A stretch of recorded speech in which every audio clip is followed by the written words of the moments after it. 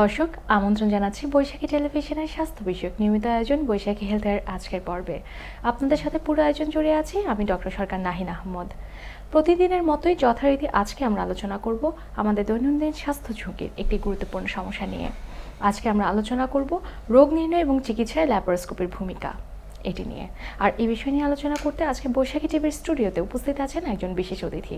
আছেন স্বনামধন্য সার্জারি বিশেষজ্ঞ professor doctor Nadim Ahmad, general ও ল্যাপারোস্কোপিক সার্জন, অধ্যাপক, সার্জারি বিভাগ, ঢাকা মেডিকেল কলেজ হাসপাতাল, Dhaka, dean, medicine faculty, Dhaka university, joint convener, laparoscopic society. চলে যাচ্ছি স্যারের কাছে। আসসালামু আলাইকুম স্যার, স্বাগত জানাচ্ছি আমাদের আজকের। আসসালাম, ধন্যবাদ আপনাকে এবং আমার দর্শকদেরকে শুভেচ্ছা। ধন্যবাদ স্যার, আপনাকেও। স্যার, আমাদের আলোচনার শুরুতে আমরা জানতে চাইব ল্যাপারোস্কোপি সহজ ভাষায় বলতে এটি কি এবং এটি বলতে কি বোঝায়?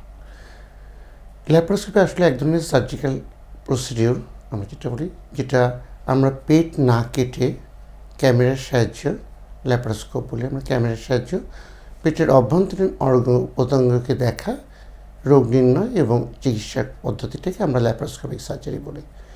যেটা আমরা একটা ছোট ছিদ্র করে ক্যামেরা ঢোকাই এবং বাকি ইনস্ট্রুমেন্টের জন্য আরও ছোট ছিদ্র করে যন্ত্রপাতি ঢুকিয়ে আমরা অপারেশন করতে পারি। সহজ কথায় পেট না কেটে পেট ফোটা করে আমরা যে অপারেশনগুলো করি। আচ্ছা স্যার, এই যে আপনি বলছিলেন যে পেট না কেটে ছোট একটা ফুটা করে আমরা কাজটি করি, তো সেক্ষেত্রে কি স্যার অ্যানেস্থেশিয়ার প্রয়োজন পড়ছে? জেনারেল অ্যানেস্থেশিয়া নাকি টপিক্যাল অ্যানেস্থেশিয়া, কোনটি দেওয়া হচ্ছে? ল্যাপারোস্কোপি করতে গেলে আমাদেরকে প্রধান জিনিস হচ্ছে পেটটাকে ভিতরে বাতাস, আমরা যেটা বলি ইনসাফিসিয়েন্ট করতে হয়। এটা আমরা কার্বন ডাইঅক্সাইড দিয়ে করি। এটা জেনারেল অ্যানেস্থেশিয়া না দিলে এটা হয় না। কাজে আমাদেরকে পেট যেহেতু নিউমোপেরিটোনিয়াম করতে হয়, মানে পেটের ভিতরে বাতাস বা কার্বন ডাইঅক্সাইড ঢোকাতে হয় আমাদের বলে, আমাদেরকে এটা অবশ্যই জেনারেল অ্যানেস্থেশিয়া দিতে হবে। তবে ল্যাপারোস্কোপির ইতিহাসের শুরুতে যখন ল্যাপারোস্কোপি গাইনি রোগ নির্ণয়ে ব্যবহৃত হতো, তখন তারা শুধুমাত্র রোগ নির্ণয় যখন ব্যবহৃত হতো তখন তারা লোকাল বা ইনফিল্ট্রেশন ওই জায়গাটাকে দিয়ে তখন ল্যাপারোস্কোপি করতো। আচ্ছা স্যার, এই যে ল্যাপারোস্কোপিক সার্জারি, এটি আসলে এটির ব্যবহার কি বা আমরা কেন এটি করে থাকছি? ল্যাপারোস্কোপিক সার্জারিতে আমাদের ভাষায় বলি এটা মিনিমাল ইনভেসিভ সার্জারি। এই মিনিমাল জন্য খুব ছোট করে আমরা কাটছি, ফলে ছোট করে কাটার পর কিন্তু আমাদের অ্যাক্সেসটা মিনিমাম হচ্ছে না। আমরা ক্যামেরার সাহায্যে আমরা পেটের ভিতরে চতুর্দিকে আমরা সব কিছু দেখতে পাচ্ছি। ফলে এটা খুব সহজে রোগীর ব্যথা বেদনা কম, রক্তপাত কম এবং রোগীর হসপিটাল স্টে যেটা বলে আমরা পোস্ট অপারেটিভ যে অপারেশনের পর রোগী এবং এই স্টেটার মাত্রাটা অনেক কমে যায়।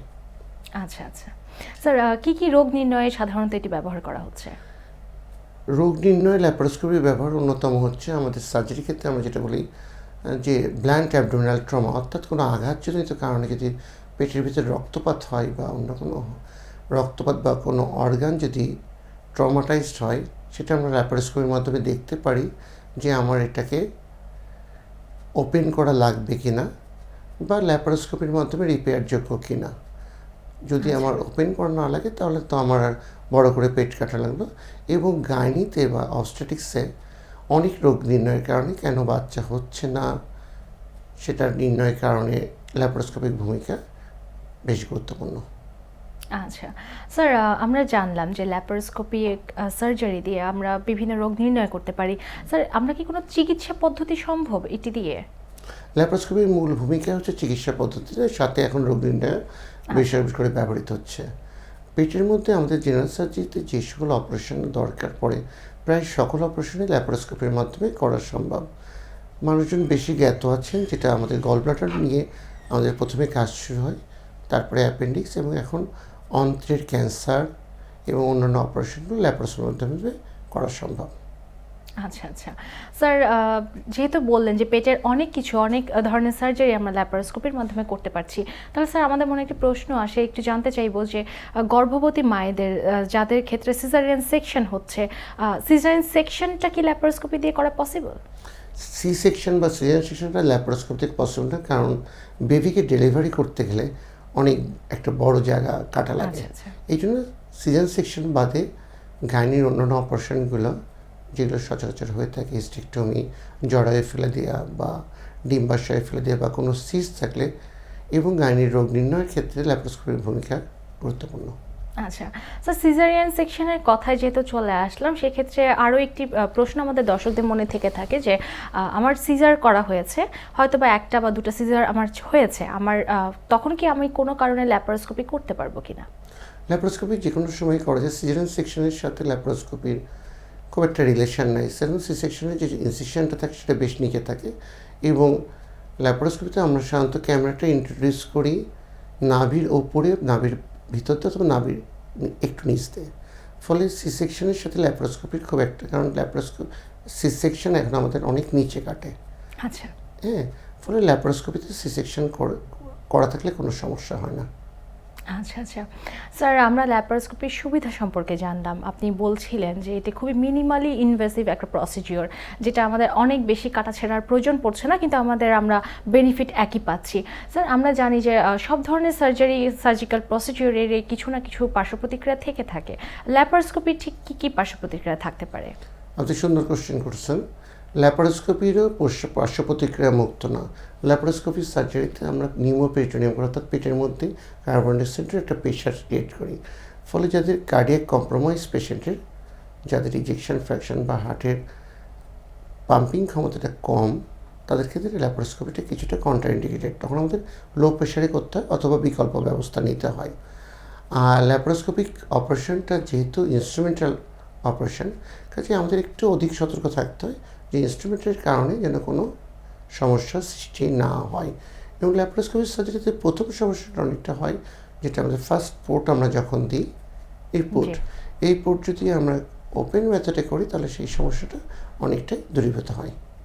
আচ্ছা আচ্ছা স্যার, ল্যাপারোস্কোপি সার্জারি যখন হচ্ছে, আপনি যেরকমটা বলছিলেন যে জেনারেল অ্যানাস্থেসিয়া ছাড়া এটা করা সম্ভব না, তো সেক্ষেত্রে একজন পেশেন্ট বা একজন রোগী যখন আপনাদের কাছে আসছেন, এই সার্জারির জন্য নাম বুক করছেন, সেক্ষেত্রে তাকে কি কি নিয়মকানুন মেনে চলতে হচ্ছে সার্জারির শুরুতে এবং সার্জারি শেষে? ল্যাপারোস্কোপিক সার্জারি যে কোনো সার্জারির মধ্যে একই নিয়ম, আলাদা কোনো না। যে আমরা রোগীকে 4 থেকে 6 ঘন্টা আগে তাকে বলে ফেলি যে আপনি আর খাওয়া দাওয়া বা পানি খাবেন না, প্রকৃতপক্ষে 4 থেকে 6 ঘন্টা বাদে। আচ্ছা হ্যাঁ, এছাড়া আর কোনো বিশেষ সার্জারি যে আমাদের অন্য প্রসিডিউর, তার সাথে আর বিশেষ কোনো তফাৎ নেই। তবে আমাদের রোগীদের কাছে আমরা সবসময় একটা ইনফর্ম কনসেন্ট নিয়ে রাখি, যদি আমরা সব সার্জারি তুলনামূলক রোগীর সাথে আগে আলোচনা করে দিলে যে ওপেন সার্জারি করলে কী সুবিধা বা অসুবিধা, ল্যাপারোস্কোপিক সার্জারি করলে কী সুবিধা অসুবিধা, এবং ল্যাপারোস্কোপিক সার্জারি করতে গিয়ে যদি আমরা অপারগ হই কোনো ক্ষেত্রে, সেক্ষেত্রে আমরা পেশেন্টের কাছে অনুমতি আগেই নিয়ে রাখি। যদি আমাদের প্রয়োজন হয় তাহলে আমরা পেট কেটে, মানে যেটা ল্যাপারোটমি, সেটা করব।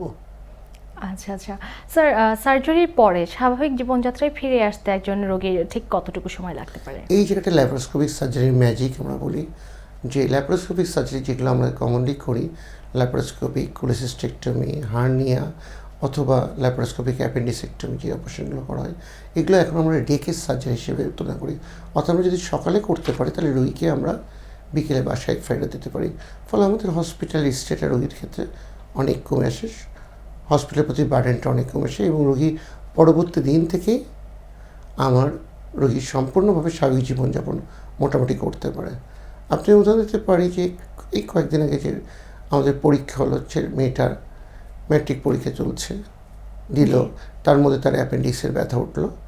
শুধুমাত্র ল্যাপারোস্কোপি সার্জারি করার কারণে সে পরের দিন 3 ঘন্টা বসে পরীক্ষা দিতে পারছে। স্যার, যে ওপেন করলে এক্ষেত্রে ব্যথা বেদনা থাকতো, তার জন্য কষ্টকর হতো। আচ্ছা, এটি অবশ্যই একটি গুরুত্বপূর্ণ তথ্য যে ল্যাপারোস্কোপি সার্জারি পরে খুব তাড়াতাড়ি স্বাভাবিক জীবনে ফেরত আসা যায়। স্যার, সবশেষে জানতে চাইবো এই সার্জারিটি ঠিক কতখানি ব্যয়বহুল, এর খরচের ব্যাপারটি কীরকম? আসলে খরচটা, ল্যাপারোস্কোপিক সার্জারি এখন আমাদের দেশে বেশ বহুল প্রচলিত। হ্যাঁ, ল্যাপারোস্কোপি সরকারি হাসপাতালে তো ল্যাপারোস্কোপিক সার্জারির জন্য সাধারণত আলাদা কোনো চার্জ করা হয় না, তবে সরকারি নিয়ম ভেদে 500 থেকে 1000 টাকা মেশিন ভাড়া নেওয়া হয় অনেক ক্ষেত্রে। এছাড়া ল্যাপারোস্কোপি হসপিটালে যেহেতু যদি প্রাইভেট সেক্টর হয়, আপনি জানেন প্রাইভেট সেক্টর আমাদের স্বাস্থ্যখাতে একটা বড় ভূমিকা রাখে, সেক্ষেত্রে ল্যাপারোস্কোপিক সার্জারি পরে হসপিটালে যেহেতু টাকা লাগে না, এবং রোগীর ব্যথা বেদনা কম এবং ইনফেকশনের রেটটা খুবই কমে, নাই বললেই চলে। ফলে রোগীর ওষুধপত্র কম লাগছে, হসপিটালে ডিউরেশন কম লাগছে। ফলে সেক্ষেত্রে আমরা আরও দেখি যে ল্যাপারোস্কোপিক সার্জারি করলে রোগীর খরচ আরও স্বাভাবিক সার্জারির তুলনায় কমে যায়। ধন্যবাদ স্যার। ধন্যবাদ আপনাকে এবং ধন্যবাদ আমার দর্শকদেরকে। দর্শক, এতক্ষণ আমরা শুনছিলাম রোগ নির্ণয় এবং চিকিৎসায় ল্যাপারোস্কোপির ভূমিকা। আশা করি আমাদের অনুষ্ঠান থেকে আপনারা সবাই উপকৃত হয়েছেন। আপনাদের সবার সুস্বাস্থ্য কামনা করে আজকের মতো বিদায় নিচ্ছি আমি ডক্টর নাহিন। সুস্থ থাকুন, ভালো থাকুন, বৈশাখী টেলিভিশনের সাথেই থাকুন।